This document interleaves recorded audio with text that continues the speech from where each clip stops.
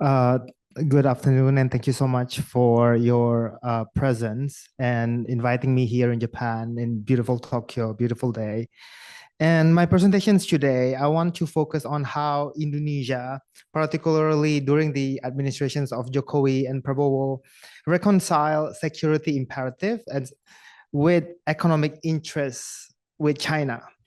And this flows out of my doctoral work, but it is quite original. There's a lot of quite original work that I'm trying to put forward, and therefore this is work in progress, which is quite different from my PhD work. And I'm looking forward to listening to your comments on that.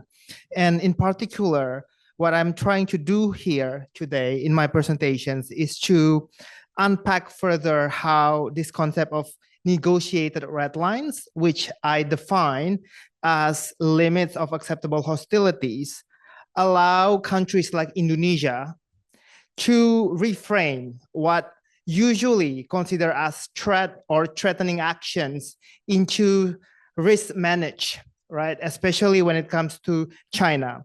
And I also would like to discuss some sort of how I wanted to change the essay that I submit. Next.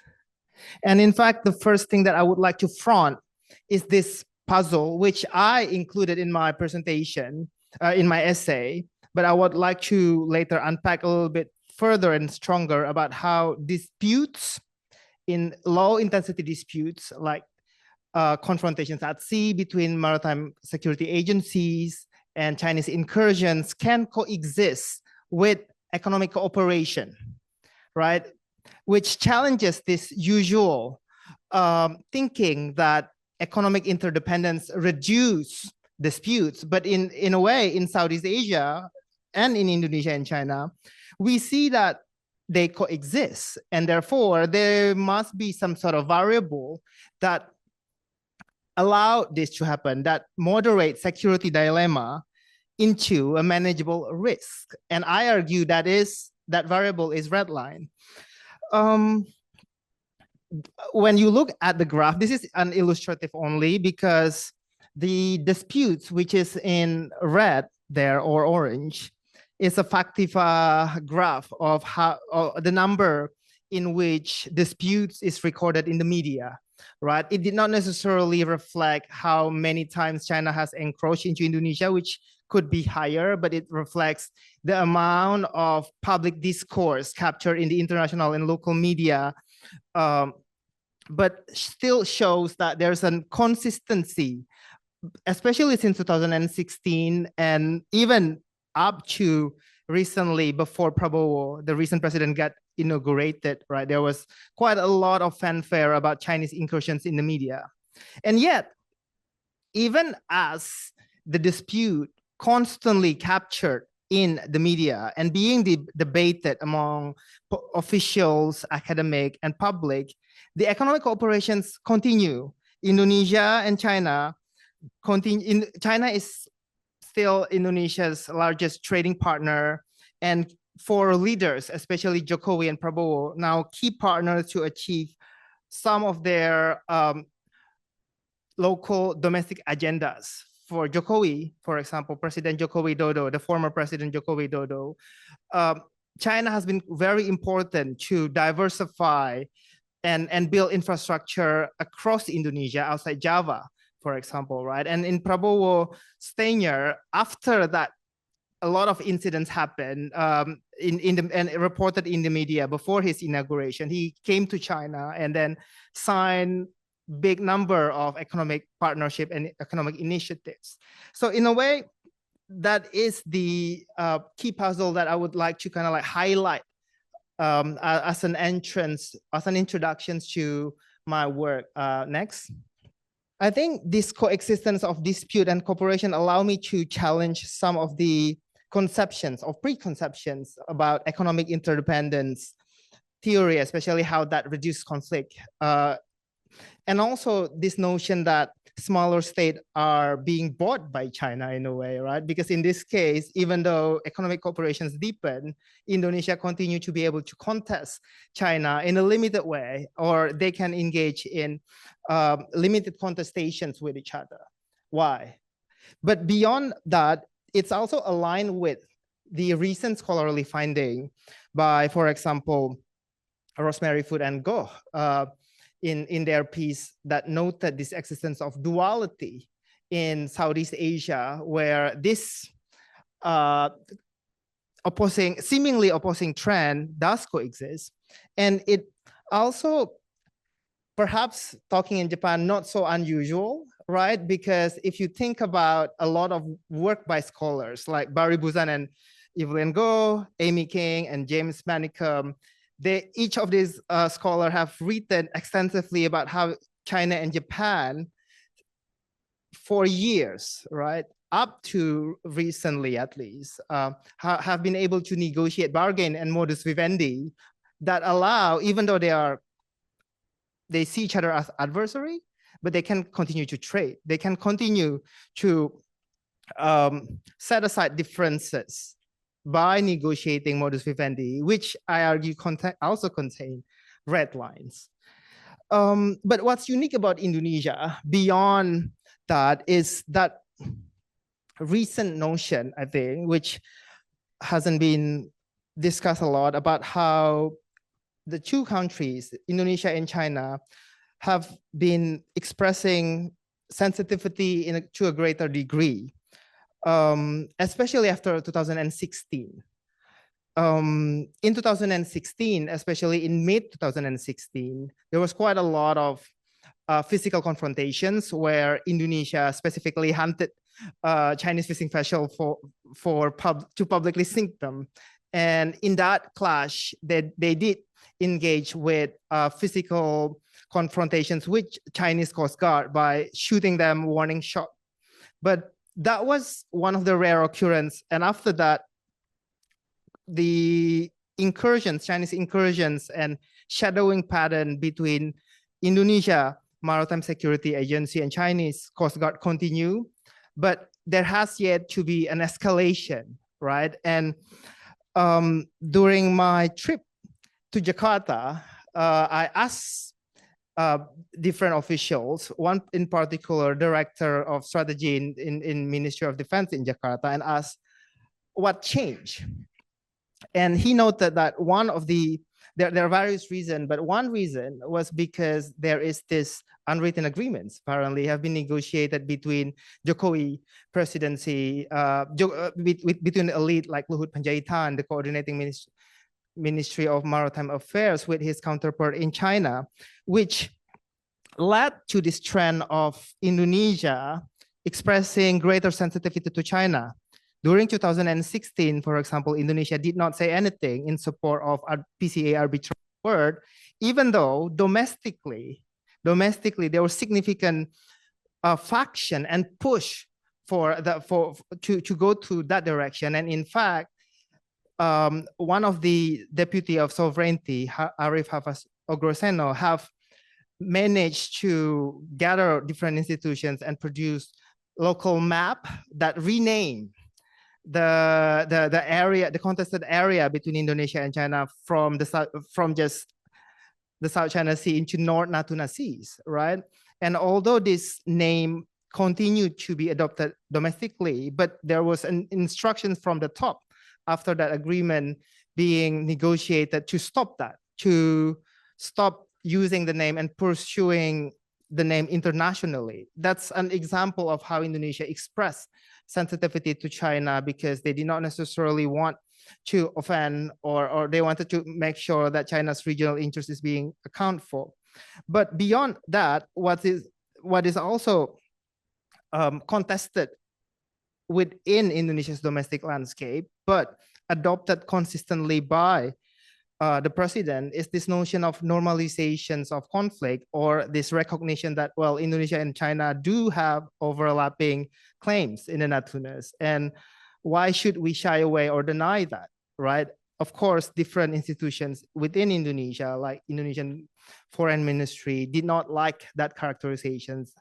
But Indonesia's president has adopted a bit more pragmatic reasons or pragmatic, a lot of pragmatisms where, well, if China think that it is important for them and we can get more out of it, why not? So there is that kind of key trend that I think lead to some sort of awareness of limits and each other and sensitivities, in the sense that Indonesia is understanding what China needs from that, and lead to this pattern that I will unpack later. So this political understanding bleeds out to tactical interactions at sea, where in this case, right, this is this picture happened in 2021, where Indonesia and China, Indonesian Navy and Chinese Coast Guard shadow each other for 6 months without any escalations. So it was just like a dance. It was just like a long dance where sometimes they get very close, but somehow they managed to not provoke each other. Indonesia able to get to exploit oil, and China was able to be present, and that's it. Afterward, they just dispersed, right? So in these situations, I argue that these cases demonstrate that kind of awareness of where they can quarrel, but they can also understand there are limits to that quarreling and confrontations, which constitute red lines. Can you continue? Yes. What are red lines, and specifically negotiated red lines, right? I wanted to differentiate, and it's very important to put the word negotiated there, because in general setting, for example, between US and Syria, right, Obama issued a red line. A red line can be just an imposition of one party to another, and usually it's the stronger side to the weaker parties, right? A warning. If you not do this, we're gonna do something. But when red lines are negotiated, it connotes something a bit more mutual. That means there is some sort of limits, agreed limits of each other's behavior, both in while discussing and also engaging in tactical lines, in tactical interactions at seas. So these red lines, therefore, shows that kind of boundaries where significant actions demand response. So it could be a limit, but in operationalizing this red line, it could also be a tool for policing. Can you do next? And this is where I think red line can be seen vividly in effect, because sure, when they are negotiated, or in my essay, for example, I noted that there are two red lines. One that governs how they engage each other in bilateral discourse, and one that governs tactical interactions at sea, how their maritime security agency engage each other. But while operationalizing this, right, it can be seen more vividly when actually the government, say President Jokowi, right, started policing, started instructing Indonesian naval officer not to shoot first, for example. So it intervened to domestic debates and established practice within Indonesia, right? When I talked to some of the Indonesian naval officer in 2022, they told me, well, if we shoot first or continued our earlier practice before 2016, we're gonna lose our job, for example, right? And that kind of act of policing or control or top-down restraint is an example of how then red line get operationalized. But it also intervened to regional dynamic. For example, Indonesia would criticize AUKUS. Indonesia would discourage non-South China Sea disputant from interfering to the dispute, and that's how red line operationalized or in regional dynamic, and we can see that in actions in a way, right? So this is just a bit of operationalizations of how it worked in essence. Next. So the argument goes to a bit more theoretical and conceptual here, because I also wanted to then how exactly red lines moderate trade perceptions into risk. What I observe, at least from Indonesia, China interactions, but also from other countries like Malaysia, it recasts or reframe what usually or traditionally, or at least, in conventional wisdom, being looked at as threatening, it no longer, say, an actor, right? We sometimes, when we think about threat, we think about an actor. It reframe it into an actions. So China is no longer a threat, but China could be posing a risk to our interests, and therefore the threat is not China, but threat is on China's actions. And as long as we are confident that China won't cross the line, and trust me, I've asked them why or how confident you are, and they said that, well, we're pretty confident for various reasons. But in that sense, it's moderate threat perceptions, because the threat is no longer the actor, but the threat is the action. And as long as these actors show benign intention and demonstrate credibility, we can then reframe them as just a risk manage. And the second thing that I think is quite important also is a bit more introspective of how there's quite a lot of domestic discussions within Indonesia. What is important here? What is the core interest and what is the peripheral interest, and how do we make sense? What are negotiated? And somehow with that kind of domestic processes happening, there is a bit more hierarchical and structured interest where there is an opening for a negotiated, in a way, a negotiated interest to be negotiated, right? Which again bleeds into tactical operational conduct of how maritime security agencies engage each other at seas. Next. This is just really quickly how then this kind of thinking contributes to the current discussions and IR theory. I already noted that perhaps it could challenge the economic interdependence theory. But then the other thing that I think is quite interesting is also how then this perspective challenge that kind of notion, conflict and cooperations are mutually exclusive. And in fact, in this case, in Indonesia-China case, by allowing China to express assertiveness within limits, there is that kind of recognition of importance from Indonesia, which allow them to deepen their relationship even further, right? Which is slightly paradoxical in essence, but then because it doesn't necessarily being put in that opposing degree, they are able to do it. Next. And this is some of the key questions that I felt like warrant some fronting, because I think that the first thing that you as a reader probably would ask would be, how do we know that this is not China's just imposing its will to Indonesia, right? And what's in it for Indonesia? Why don't Indonesia just confront China? Like, why do Indonesia need to negotiate limits with China, right?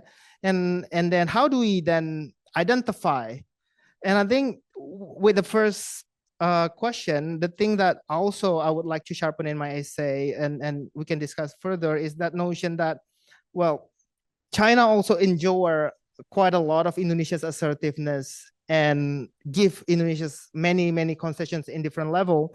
For example, China allow Indonesian Navy to contest its Coast Guard without feeling provoked, right? Without necessarily accusing Indonesia to militarize the conflict. In China tolerated or endured Indonesia legal challenges and arguments. China entertained Indonesia's proposal at regional levels during the discussions of Code of Conduct, for example. Indonesia is getting quite a lot of economic cooperations. They are sharing quite a lot of shared interests. and Indonesia is able to exploit oil without necessarily being intimidated by China, like the case of the Philippines, for example, and Vietnam, for example, right? So there are that kind of exchange which make it a bit more mutual in that sense. And next, just touching briefly, this is also something that I think is quite important to add to my essay, is that how do we know when we see when red lines actually existed, right? I mentioned that there are two negotiated red lines that I identify. One of them is that governs how officials conduct discussion in public spaces or informally, but the other one is how maritime security agency engage each other in tactical levels. How do we know if red lines actually existed, right? And I think there are indicators of red lines that really shows, and I've hinted that throughout already. And the first thing could be just demonstrations of awareness of limits, right? There is that kind of awareness of boundaries. For example, when in the case of name changing the Natunas, they implemented domestically but stopped or refrained from pursuing it internationally. It's an example of, well, we can still do it at domestic level. We can still win and perform in front of our audience, but we do not necessarily need to conduct or complete the policy, because that will risk upsetting China, for example. And then it's the same thing with the second one would be that ability of quarreling within limits, right? Which is, as I discussed a little bit in the tuna block, in that example of 6 months shadowing, they were able to say, well, we can do this as long as there's no one provoking first, then there's no risk of escalation, right? They can be sharing spaces for quite prolonged durations of time without necessarily risking escalation, which really shows, I think, the existence of tactical limits, right? And what are the limits? The limits could be kinetic, right? When China shoot, then that would violate red lines, for example. Then they are showing that kind of limit. And then the policing acts, the third one, right? This enforcement of boundaries are the other indicator of red lines that really shows it existed. That instructions that I talk about from the top really shows that kind of existence of red lines. And then perhaps the thing that I haven't really discussed is number 4, right? This rationalizing attitude. For example, if you ask, again, this is very controversial because a lot of academics would reject this assumption. But if you ask officials, top level officials, they would explain away Chinese Coast Guard incursions as innocent passage. Of course, they know that it is not innocent passage. It is a deliberate incursions to strengthen their claim, but to soften that narrative, they would explain it away as, well, it's just an innocent passage. Or there's this acceptance that, well, the assertiveness is just to perform for their domestic constituencies. It's not necessarily to harm Indonesia's interests, for example, or they are just testing waters. So that kind of attitude really shows that, well, there has been some sort of understanding, in this case, in the form of red lines that has been negotiated between them. Next. So I'm out of time. So I would like to just discuss this briefly and go to the conclusion, and we can talk a little bit concretely if you want to, about then how I think red lines moderate threat perceptions. And I propose these 2 mechanisms, right? The first mechanism is that the act of negotiating red lines compel actors to introspectively reflect between core and peripheral interests. And what's really interesting is that after 2016, there has been quite a lot of domestic discussion between president and his ministers. For example, 2016 in the Natuna, and on top of worship, in fact, they started really discussing and considering what is really important and what is not important. And somehow they come to the conclusion that, well, we need to evaluate relationship with China in a broader sense. We need to prioritize economic cooperation. We can't negotiate on sovereignty, but then we could perhaps negotiate on sovereign rights by tacitly allowing China to use and share maritime zones, for example, which really highlight what I said earlier about restructuring of interests somehow. So the act of negotiating red lines compels actors to think about what is core and what is peripheral and create this notion of some interests are actually negotiated, which really came true after Prabowo visit, right? There's a joint statement which, laid out all these different points, and one of them recognized overlapping claims. And apparently, although Indonesian Foreign Ministry did not like or was dismayed by it, but it shows for him that, well, if China really wants that, we can just give it to China, but then win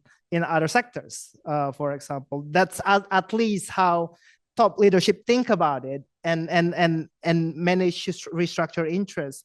But then the second point is also about predictability, because a lot of threat perception, when we see something as a threat, it was because there's this uncertainty of intent, right?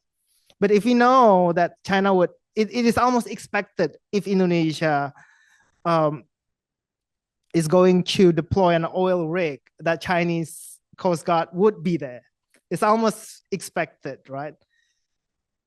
But then they would not interrupt the activities, the economic activities, and then so what, right? So that's at least because that kind of predictability, it reduces the threat perception and become a risk managed. As long as we can get our interests and we can win at the end of the day, that's tolerable. Not ideal, not preferable, but tolerable. And can you go to the conclusion, please?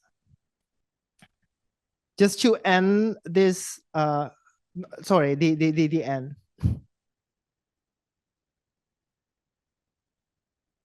So just to end this talk, I think at the end of the day, there is that kind of desire from the Indonesian top leadership to just think about China from a non-zero sum point of view, that we don't necessarily have to, have a fixed buy. In a way, we don't necessarily have to approach China with a binary win-lose situations, but in fact, we could allow China to express interest, afford it in a limited way, as long as our primary interests remain respected and we get more out of China. So there's that kind of notion of calculated pragmatism that transpire from Joko Widodo presidency, continue to Prabowo Subianto. Thank you so much. Very much. Thank you very much. 聴講に来られている方、前の方に、レシーバーと資料ありますので、そちらを利用される方は、前の机の席ご利用ください。まだ空いております。よろしいですか。Thank you very much for your presentation. That's very informative and provoked my thought as well. Thank you very much. The next speaker is Professor Aries Arugay of the Philippines University. He is a distinguished academic on the Philippines foreign security policy and has been engaging in think tank and dialogue activities for many years. Dr. Arugay, floor is yours, please. Thank you very much. Good afternoon, everyone. It's a pleasure to give this presentation today in front of the audience, both here in the auditorium as well as in those joining us online. I'd like to thank NIDS again for the trust and confidence for inviting me Um, Quite frequently, as I was mentioning earlier, my first invitation to a NIDS seminar was 20 years ago in 2004, October 2004. And back then, NIDS was still in its old building. So I thank the NIDS for always trusting that I may be able to contribute to the ongoing scholarly and policy-oriented conversation that it has always instigated in this part of the world. I know this is the graveyard shift. It's post-lunch, so please bear with me. I'll try to make it as less boring as possible. But I think the morning session has given us a lot of conceptual handles, and I thank my excellent colleagues, Dr. Ba and Dr. Quick, and it made our jobs a little bit easier or not. Because my presentation will focus more on certain empirical developments, but also to present certain instances where the Philippines might fit or might not fit the ongoing regional trends in dealing with not only the US-China rivalry, but the heightened geopolitical uncertainty in the Indo-Pacific. Next slide, please. So I always want to start any presentation on Philippine foreign and security policy by showing a map of the Indo-Pacific and by showing and emphasizing the position of the Philippines in the map. And if you will notice, the Philippines is, from this perspective, lies at the heart and at the center the Indo-Pacific. When Dr. Ba mentioned earlier that geography matters, I think that's as clear as day. You're talking about the Philippines. Geography matters because from certain perceptions, the Philippines is considered to be an important pillar in the geostrategy of both the United States and China. And this is why when the Philippines was still under American influence or direct control, the largest military installations outside of US territory were in the Philippines. The US bases were of significant size, and it enabled the US to project power in Asia. The Philippines is also in between the first island chain and the second island chain, which is quite critical in China's geostrategy. And this is why even if Filipinos would want it to be left alone by superpowers, we cannot just pull ourselves out of our geographic position and be in the middle of the Pacific so that no one will bother us anymore. We'll have to face this geographic reality on a daily basis. Not only does geography matter, but history matters as well.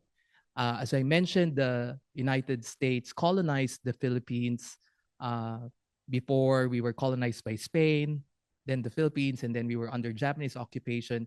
So that's three colonial powers, the most in any other Southeast Asian country, if I may, if it can be said. But part of this is also the reality of our proximity with China and our even pre-colonial ties with China in terms of economics, trade, and therefore Chinese presence in the Philippines is an unavoidable fact, both past and present. But one element of history that some don't really quite are familiar with is that the Philippines, when it was still under the Commonwealth, under American colonial rule, was a founding member of the United Nations, the only Southeast Asian country that's a founding UN member. And this means that, at least on this account, the Philippines is a firm stalwart of the rules-based international order. And this is why the Philippine policies referring to the RBIO, or the rules-based international order, has always been consistent. we may not be consistent on a lot of things, foreign policy-wise, but the defense of this international rules-based order, and this is why the Philippines has signed every human rights treaty in existence. This is also the fact that the Manila Declaration of 1982 on the Pacific settlement of disputes, it happened in Manila, but it is a clear touchstone of this rules-based international order that if states want to get their way, it should, or has disputes with other states, it should not entail the use of force and coercion. But despite this, the Philippines has a tricky relationship with the United States, colored by its colonial relationship. Before the wars in Vietnam, Korea, Iraq, and Afghanistan, there was the very bloody Philippine-American War that resulted in a lot of casualties on the Philippine side.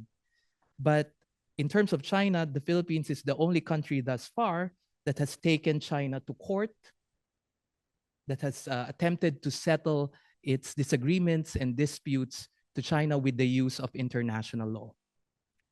And therefore, in one study that I participated that tracked the alignment choices of all Southeast Asian countries for the past 50 years, the Philippines is the exception to the clear muddling through middle ground alignment choices that most Southeast Asian countries have made since the 1980s.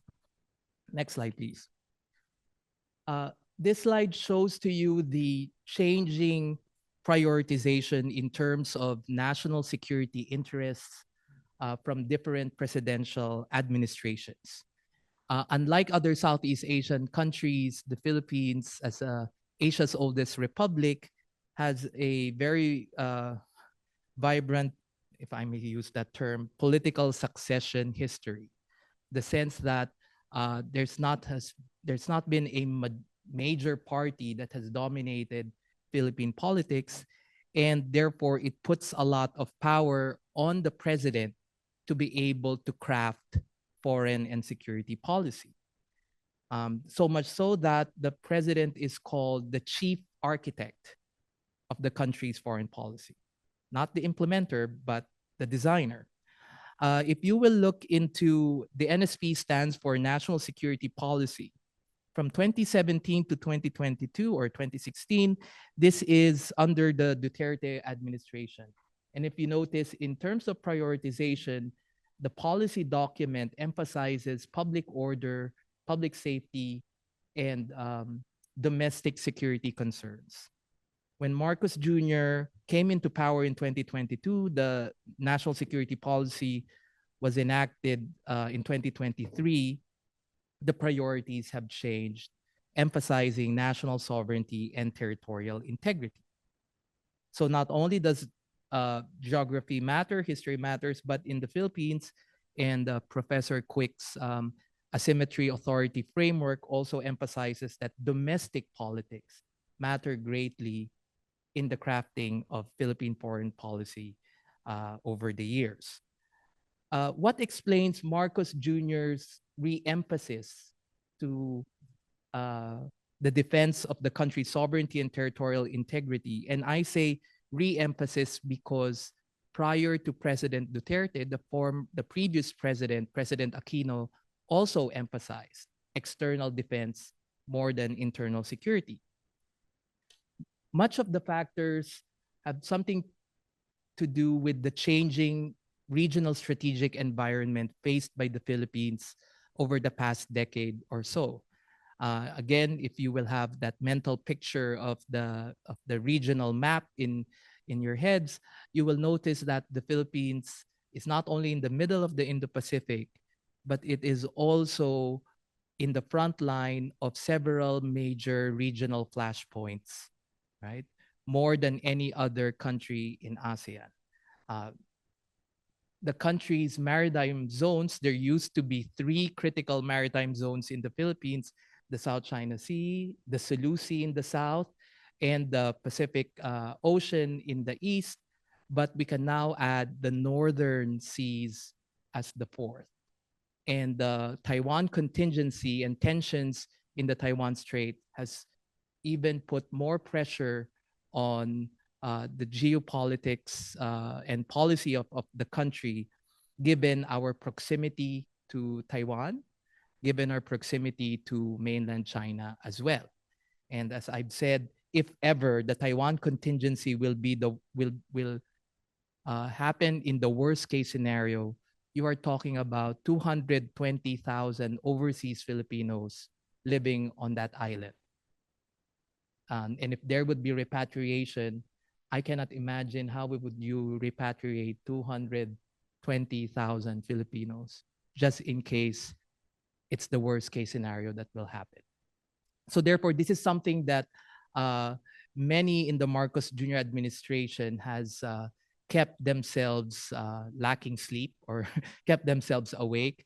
How does a country plan just in case any of these regional flashpoints changes to being beyond flashpoints? Right. Next slide, please. And therefore, this is something that Professor Quick would be happy to note. One of the approaches of the Marcos Jr. administration is what he called earlier the diversification or multi-layered partnerships. And this is, I think, something that is quite new than before, because prior to Duterte in 2016, the Philippines' security partnerships and security needs and goals have always been tied with the United States, right? Although, of course, it's has always been consistent in deepening its cooperation with countries like Japan, which I will discuss a bit later. But what really is the dramatic development for the past 2 to 3 years is that the Philippines has become an open partner to a lot of these security partnerships. They could be bilateral, trilateral, quadrilateral, and even this new term, minilateralism. And most of the minilateral projects in the region is something that the Philippines have openly embraced and participated in. And what drives this, apart from the changing perceptions of the regional environment, is the acknowledgement that the Philippine security sector, not only its military, but also other security forces like the police, the Coast Guard, is one of the most underfunded and poorly resourced security forces and institutions in the region. Despite increases in defense spending, Philippine defense spending is still nowhere near optimal levels. And the Philippine modernization of the military, police, and Coast Guard has been fallen behind schedule because the first modernization project was supposed to be in the 1990s, but that didn't really succeed. There were allegations that corruption was involved, and therefore the Philippine military had to restart its military modernization project, which is still ongoing at present. The other noticeable change is that the Philippines is not only pursuing these types of partnerships on the basis of security alone. The strategy is to tie these security partnerships with other strings that includes economic, political, and even social dimensions. So this only means that for the Philippines, there could be no strategic decoupling between economic relationships with one superpower and security relationships with the other superpower, because this has been perceived to be one of the approaches, if not the approach, of most of its neighbors in the ASEAN region. However, as I will later discuss, this new, if we can call this a strategy, is something that the Philippines thinks about as not mutually exclusive to its existing commitments, particularly with ASEAN and with ensuring that ASEAN remains the driving force of ASEAN centrality, and the regional security architecture. Next slide, please. Next slide. So again, with the map, this is so far a mapping of the different types of security and strategic meaning economic cooperation initiatives that the Philippines have embarked.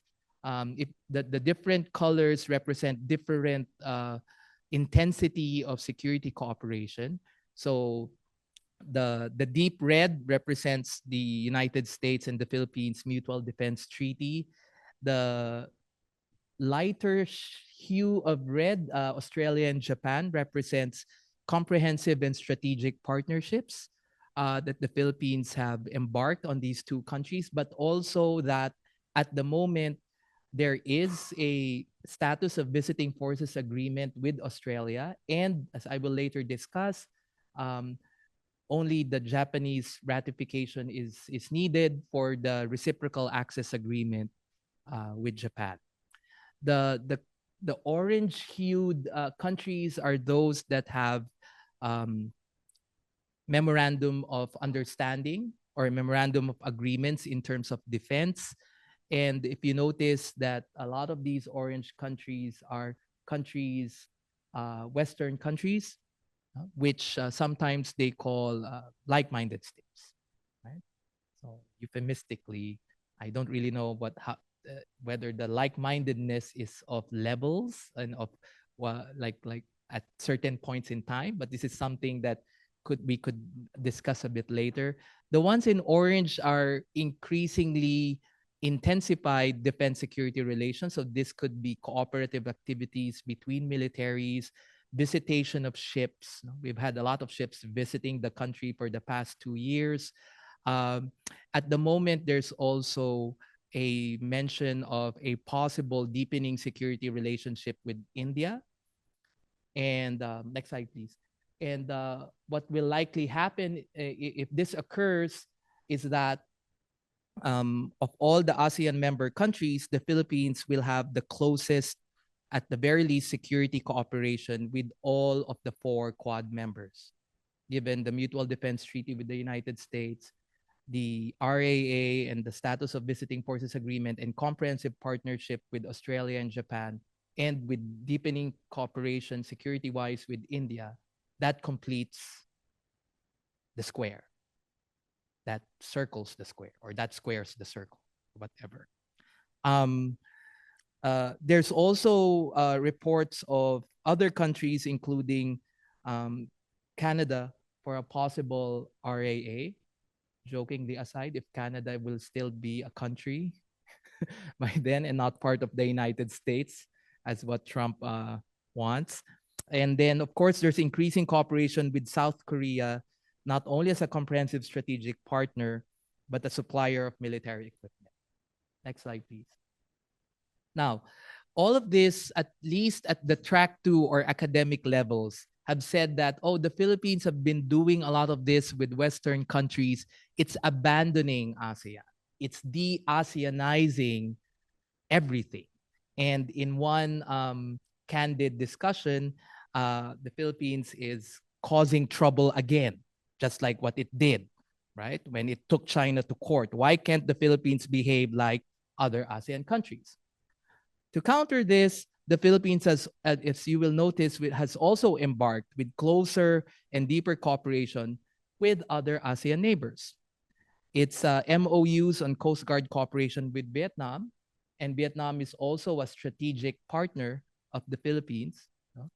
There are joint maritime drills, and in one incident in the South China Sea, Vietnam, for the first time, has come out and expressed support against Chinese incursions in the South China Sea.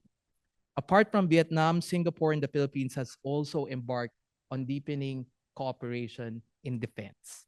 So while that criticism is, as Filipinos love to say, is noted, much of the realities are in fact about the Philippines also trying to strike and ensure that it remains to have closer relationship even with its neighbors as far as security is concerned. Next slide, please. I'd like to emphasize Europe because this is quite new. A lot of EU countries have started with developing their Indo-Pacific strategies. And with this, one of the more accommodating countries in ASEAN that seem to be very open to working together with a lot of EU countries is the Philippines. So uh, France actually is interested in having an RAA similar with that of Japan.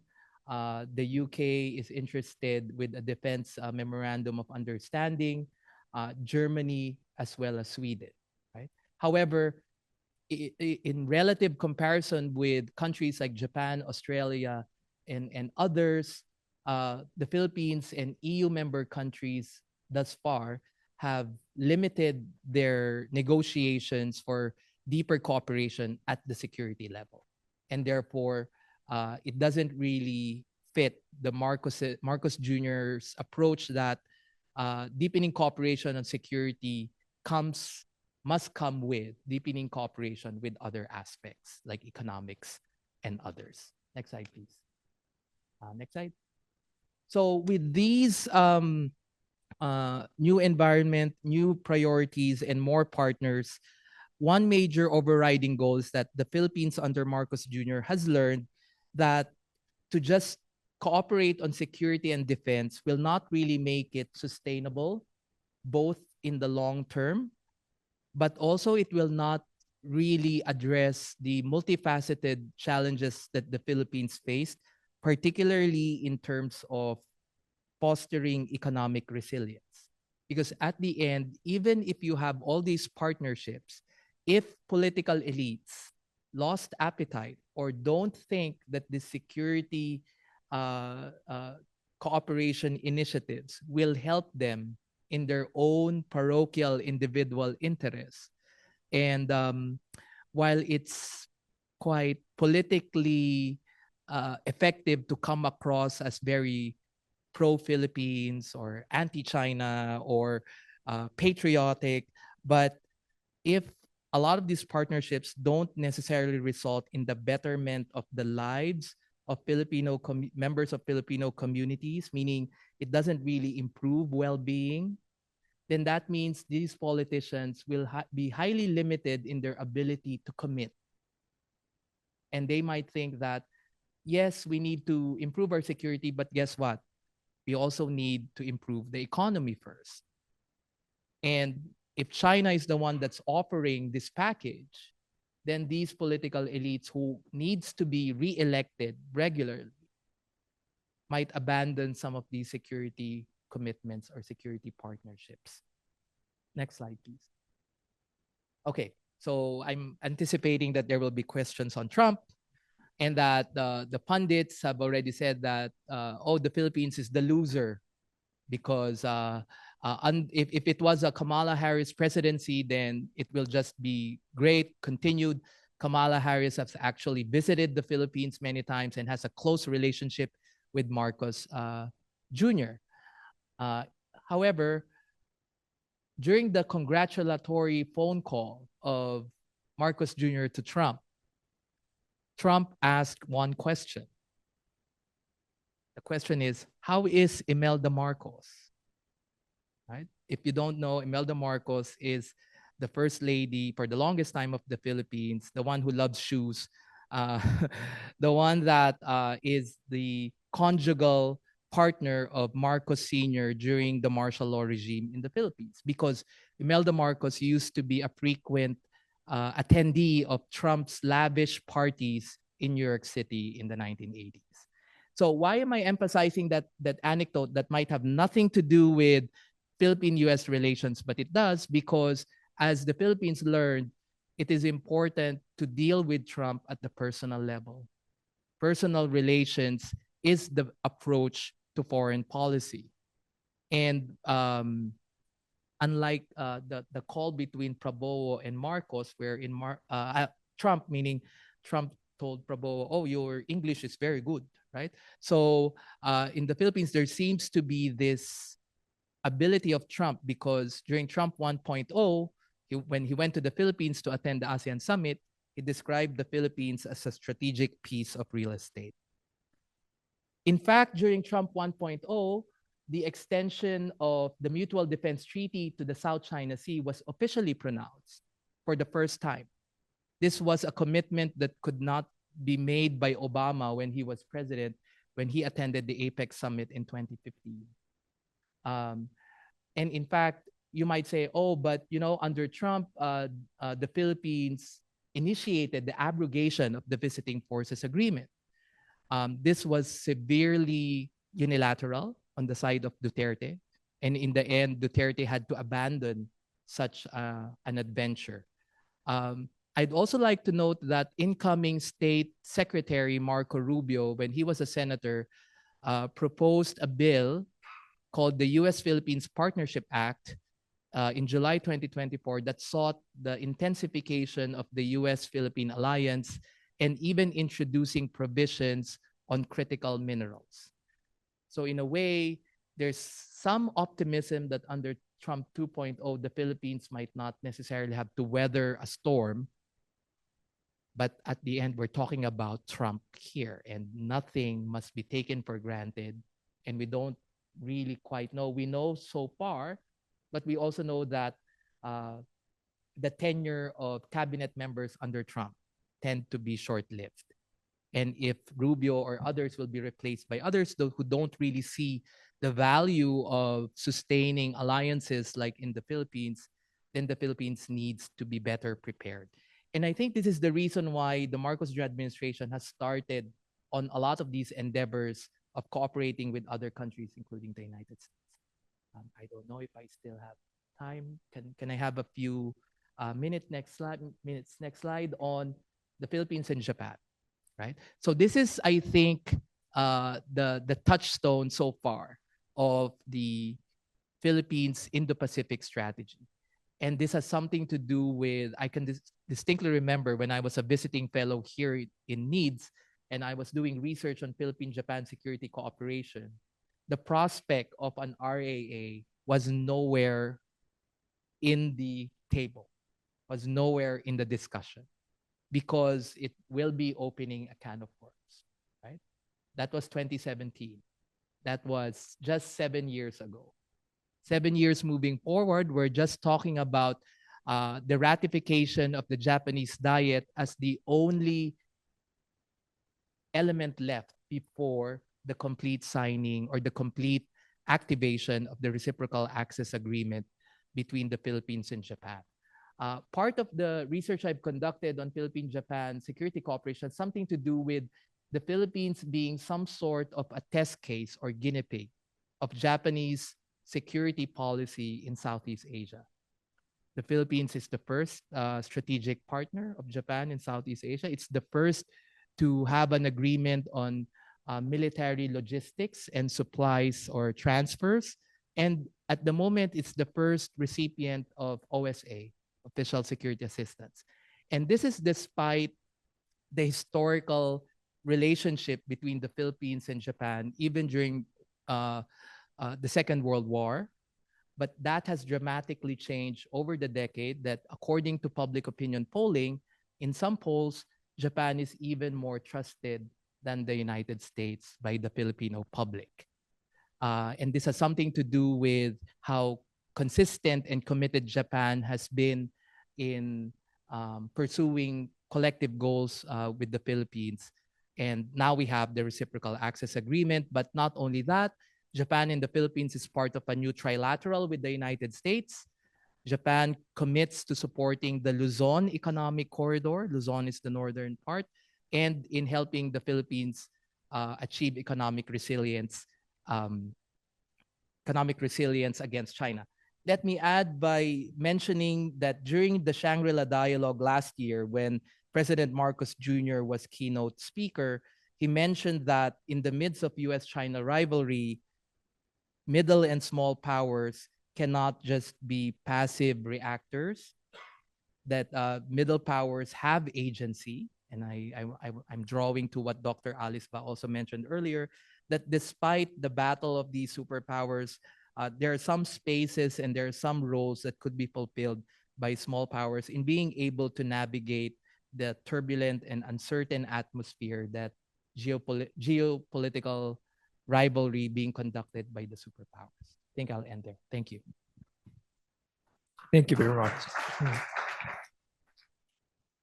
Thank you very much for presentation. And the following, the two presentations, we would like to hear the discussion from our colleague, SHOJI Tomotaka, the Director of the Regional Studies Department of NIDS.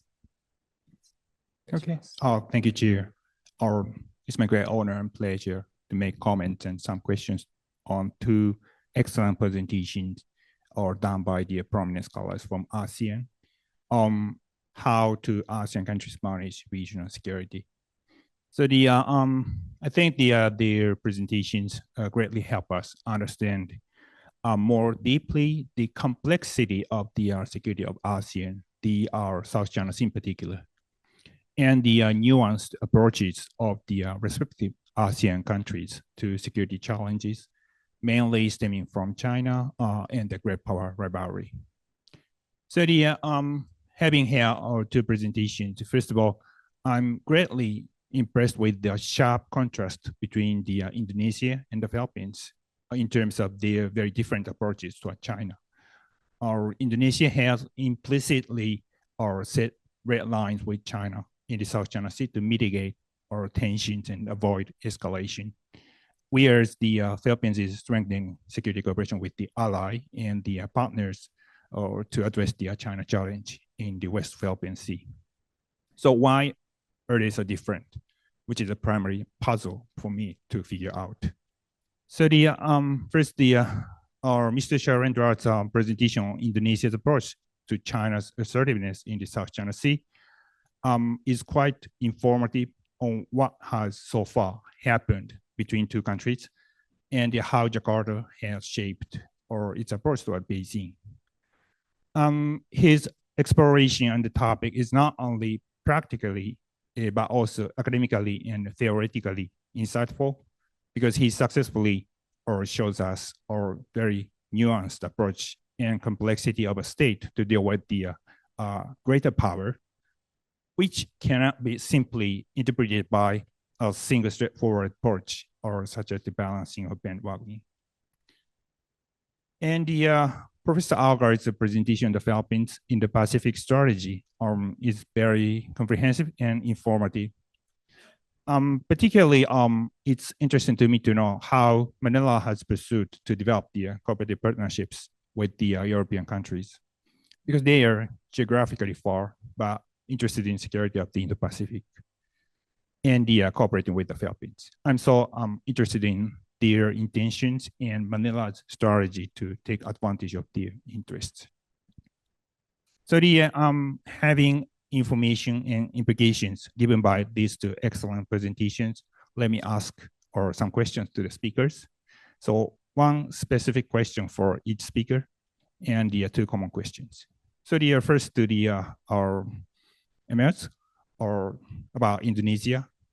So your argument is really interesting regarding the how to set the red lines between the two countries, particularly from the Indonesian perspective. So but still, I think that the basically red line should be stable, to foster predictability. So if red lines change corresponding to the change of power balance between Indonesia and China or other factors like the China's growing assertiveness, these red lines to me seem to me unstable. In this regard, can these red lines foster predictability to Indonesia? So like listening to your presentation, I was thinking about Japan's case in the East China Sea. In the East China Sea, China seems to be adopting a creeping strategy, as described salami slicing, by which Beijing gradually, enhances the level of intrusion into Japanese territorial waters in Senkaku Islands. This is regarding in number and frequency. So in this regard, the change is just gradual, but the situation is not at all stable. So how about the situation in the South China Sea and the situation between Indonesia and China in particular? So how can Indonesia trust China? We don't trust China in the East China Sea. So how can you be sure China certainly shares red lines, negotiated through, or through negotiations with Indonesia. So the overall, I'd like to ask you about the sort of the overall mechanism, to which our Indonesia and China or negotiate implicitly or informally, and finally set the red lines. So with regard to the Philippines, Terry, this is a more specific question. So the always about the Trump 2.0. So with regard to the United States under Trump 2.0, we are generally so concerned and find uncertainties regarding the US engagement in regional security. So your presentation about this was really interesting in the point that you pointed out sort of the many, good symptoms or positive sides in a way that cooperation between the Philippines and the ally or the partners has been so institutionalized, seem to be stable. And also the sort of the, even during the Trump 1.0 era, a lot of, positive or things happened with regard to the sort of Philippine security or security cooperation between the Philippines and the United States. So having said that, it's possible to, or think about the or risks, future risks by, or seeing the very specific approach to external relations of the US new president. So according to your view, what are risks and uncertainties in particular of the Trump 2.0 regarding the Philippines' relations with the United States, like the in terms of trade, support for economic development, and financial support for military, always related to the money, but the how can Manila address such risks and uncertainties beyond the sort of the strengthening security cooperation with the other partners? And the from now, let me ask questions, common questions to both speakers. So seeing the sharp contrast between Jakarta and Manila, what factors determine a country's approach to regional security and ASEAN countries' approach to the South China Sea and China in particular? So geographical distance, historical background, economic relations, or security relations. So for either of you, which factor do you think is the most decisive in your case? And finally, this is an ASEAN workshop, but still sort of, or interestingly, your presentation did not necessarily, deal with the sort of the role of ASEAN in the East South China Sea. I think I can understand why, but still sort of, I'd like to ask the sort of the role of security cooperation within the framework of ASEAN, in January this year, the honorary chair of Malaysia, or sort of the retreat by their foreign ministers was held. And even then the sort of many attendees from ASEAN countries, foreign ministers, mentioned the sort of code of conduct, like something like this. So how do you see the effectiveness or efficiency of us? Of course, I can imagine your answer, but still, I'd like to ask again sort of ASEAN in the South China Sea, and how can you take advantage of this kind of the regional bloc, and how it's the prospect of the sort of, always concluding the ACOC, in the South China Sea. And this is sort of the third, just additional question, but you mentioned the sort of personal relationship, the importance of their personal relationship with regard to the addressing the Trump. And actually the other day, I read a book about the contemporary history of the Philippines in Japanese, and the book said that during the Marcos Sr. era, Marcos was very successful in establishing personal relation with the US president, like Ronald Reagan in particular. So that's why the sort of, the Marcos administration was protected by the United States. Of course, I know that at that time, the Philippines provided bases, to the United States for the US to deploy, troops to Vietnam. So the Philippines was really, objectively important to the United States, but still, really personal relations in this area in particular are really are important to explore, in a way that I wonder whether or not really Marcos Jr. or is good at the, establishing personal relation with the Trump, or, are inheriting, sort of DNA from his father. And also with regard to Indonesia, President Prabowo, I've heard from some of the Indonesia experts that the Prabowo seems to be quite sympathetic, with Trump. So how, according to your observation, how is our Indonesian president, trying to establish relations with the, President Trump, if you have any opinions, I would like to see them. Thank you. Thank you very much. Then we would like to hear a response from Mr. Syailendra and then Dr. Arugay, please. Yeah, thank you very much. That's very intriguing series of questions. And I think the first thing that could be provocative coming from me is that red line is not at all stable. And in fact, when you negotiate red lines, because the nature of red line is tacit, is implicit, and it's negotiation that implicitly, it is often being tested by deliberate violation. And that's why before Prabowo inaugurations, for example, you are seeing an influx of Chinese Coast Guard because China is also testing waters, right? That's the expression, testing waters, in the sense that they are testing the boundaries of this red line in order to know whether the Indonesian are still interested to adhere to it. And then the act of protesting and would be a mechanism in which to maintain red lines. Before getting to the point of why Indonesia has continued to be confident to adhere to it, the one thing that I didn't explain as well, but couldn't really because of the scope, is that this red line that I'll talk about earlier is a shift from the formerly adhered to red line that was negotiated in 95 by Foreign Minister Ali Alatas of Indonesia when he visited China in 95.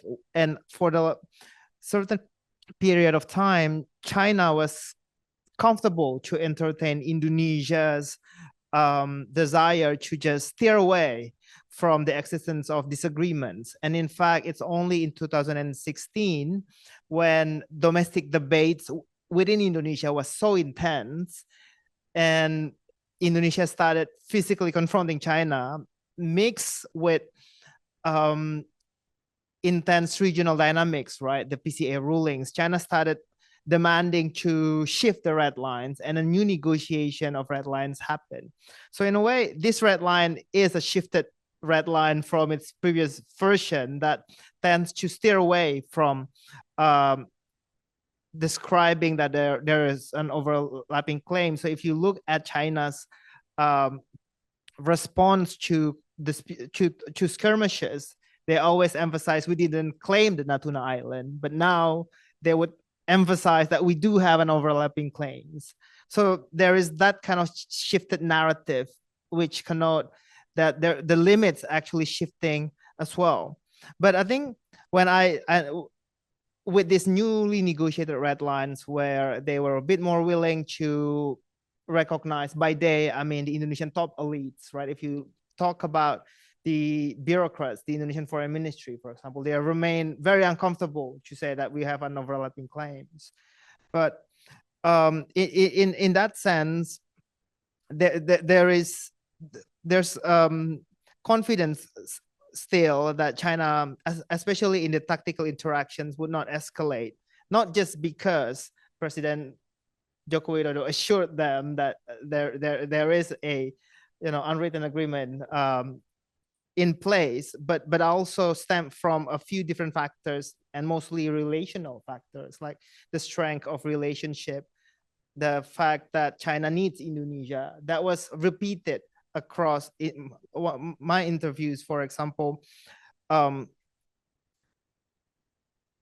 there is this belief that Indonesia is an important partner for China. There is this belief that Indonesia holds certain leverages. For example, there are a lot of Chinese investment in Indonesia, which conventional thought would have suggest that means China has a leverage on Indonesia. But because a lot of these investment are quite big and quite risky, and Indonesia control resources, if Indonesia close the tap on resources, that investment, that money that China pour into Indonesia just become invalid. So there's that kind of mitigation strategy that the Indonesians, at least, you can dispute this, believe that they have put in place in order to secure leverage when dealing with China. So at least that's what they believe, right? You can criticize, you can note that as naive, but then at the end of the day, that series of relationship, China need to recruit regional partner, China need to be legitimate rising power, shape the conclusions that at the end of the day, they also did not necessarily want conflicts with Indonesia. They just want to make sure that they could perform in their domestic legitimacy, especially for their performance. And therefore, there is that kind of explaining away narrative that I noted earlier, that if you ask the official, do you think the Chinese incursions was a bad thing, they would say that, well, it's not necessarily to harm us, it's for performance functions for Xi Jinping, for example. They would explain it away like that. So in a way, just to conclude that question, Redline is not at all stable, and there is a deliberate attempt from both sides to violate it, to test it. But the continued adherence stem from the fact that they think that it is functional for now. And they think that there's this confidence, the relationship is strong enough, and therefore it needs to be maintained for now. It can change in the future when both sides decided that it's no longer functional. So it's very utilitarian. Just to quickly answer the factors that shape approach, it's quite varied, and I think I was explaining a different domain the Redline interact to, just to really show that how at the end of the day all these domains interact with each other, the domestic, the regional, but for Indonesia at least, the decisions on whether or not they would continue adhere to Redlines would rely quite a lot on the structure of power and the domestic champion of these Redlines, right? Because there's quite a substantial amount of bureaucrats who think that we should just confront China, we should just take China to the court, we should support what the Philippines did in 2016. There are quite a large number of bureaucrats who think that the legalistic approach should prevail, but the dominant of pragmatic mindset bureaucrats within Indonesia, including the president, including Prabowo, shape that continued preference of having this kind of implicit, a bit more pragmatic, calculated pragmatism, as I said, approach. And on the role of ASEAN, there's two more questions, but I think maybe I should reserve that answer a bit later so I can give the floor to you.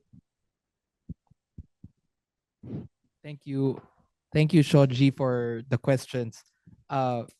Just very quickly, so that at least we can have other questions on the floor. In terms of the interest of EU member countries, let's remember that under the Duterte presidency, a lot of EU countries could not engage the Philippines because of the government's human rights record and its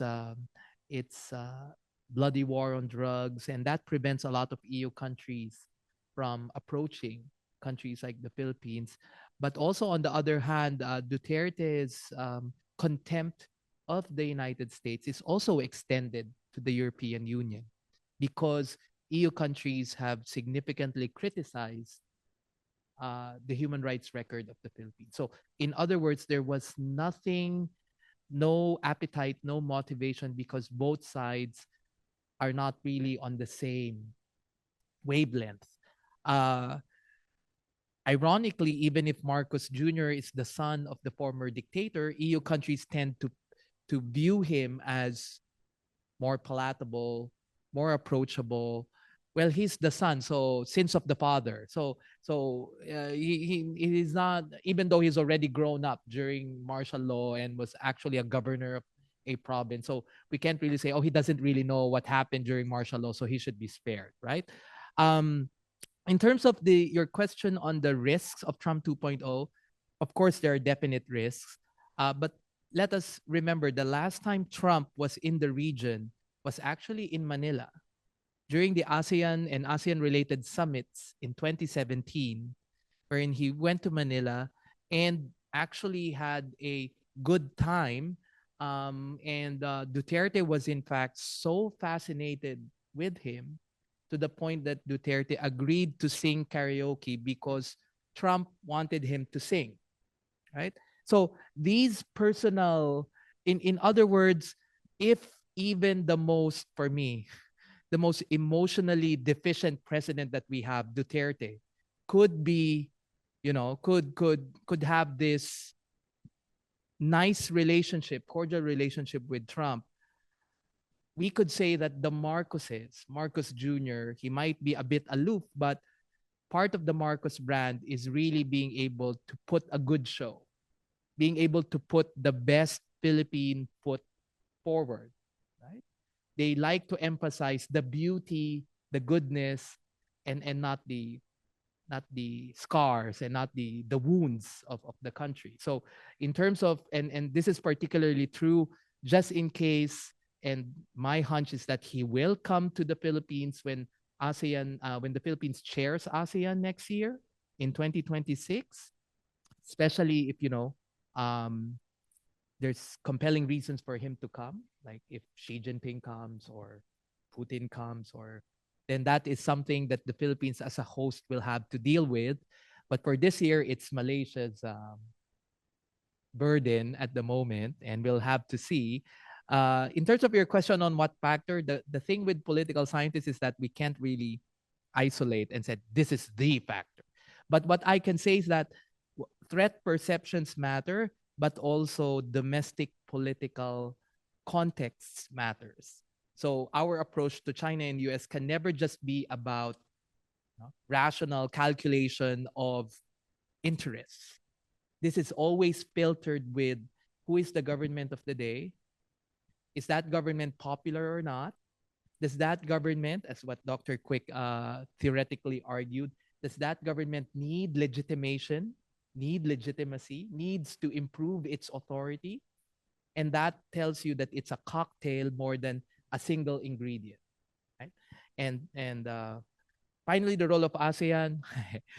This is the challenge also for the Philippines because the Philippines will chair ASEAN next year. It's been more than 20 years since the declaration of the DOC, the declaration of code of conduct of parties in the South China Sea. In fact, there's been a blaming game that it's the fault of those who are very close to China. But in fact, some of the information that we get is that they themselves are also exhausted. They're like, you know what? Why are we involved in this? This is exasperating. So if they're exasperated, what do you think is the feeling of the claimant states, right? If the non-claimant states are exasperated, then what I can tell you is that at least some in the Philippines, it's more like, can we just get this done so we can move on? And one of the things that Marcos hinted when he visited Vietnam last year is that what about bilateral codes of conduct between ASEAN member countries, right? So that's another topic, but those were floated as well. Can I just supplement the